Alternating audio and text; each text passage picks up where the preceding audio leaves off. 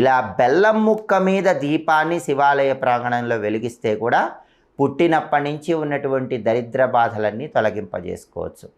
16 సోమవారాలు ఎవరైతే ఇలా బెల్లం ముక్క మీద ప్రమిద ఉంచి దీపం పెడతారో వాళ్ళకి శివానుగ్రహం వల్ల పుట్టినప్పటి నుంచి ఉన్న దరిద్ర బాధలన్నీ కూడా తొలగిపోతాయని పరిహార శాస్త్రంలో చెప్పారు. అంతేకాకుండా మీ జన్మ నక్షత్రం ఉన్న రోజు కానీ, లేదా మీ నామ నక్షత్రం ఉన్న రోజు కానీ, లేదా మీరు పుట్టిన తిథి ఉన్న రోజు కానీ బెల్లంతో పొంగలి తయారు చేసి ఎక్కడైనా టెంపుల్లో ఆ బెల్లం పొంగలి పంచిపెట్టండి.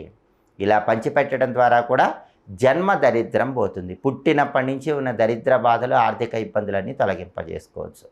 అలాగే పరిహార శాస్త్రంలో అరిసెలకు కూడా విశేషమైన ప్రాధాన్యత ఉంది. ఎప్పుడైనా వీలైనప్పుడు పేదవాళ్ళకు కానీ, బ్రాహ్మణుడికి కానీ మీ చేత్తో అరిసెలు దానం ఇస్తే కూడా ఈ జన్మ దరిద్ర దోషం అనేది తొలగింపజేసుకోవచ్చు.